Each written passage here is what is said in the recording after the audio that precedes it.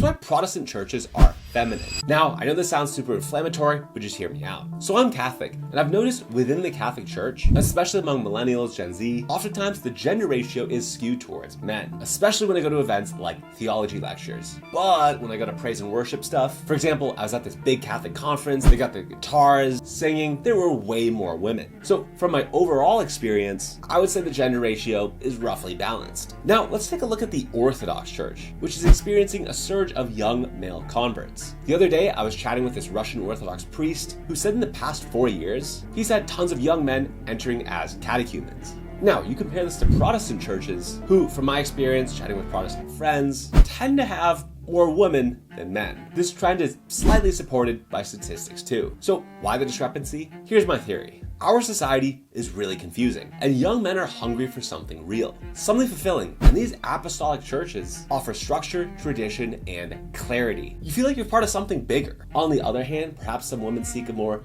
emotional or experiential connection instead of just reading about theology or sitting through a 2-hour divine liturgy of St. John Chrysostom. Now, it's not necessarily bad to have feminine traits as a church. After all, Proverbs 8-9 describes Lady Wisdom. Paul even describes the church as the bride of Christ. And in 1995, St. John Paul II published an article speaking of the feminine genius and the unique contributions women bring to the church. In other words, the masculine and feminine show different aspects of God's nature and his love for humanity. What are y'all's thoughts? Do you see this trend too? Let me know in the comments.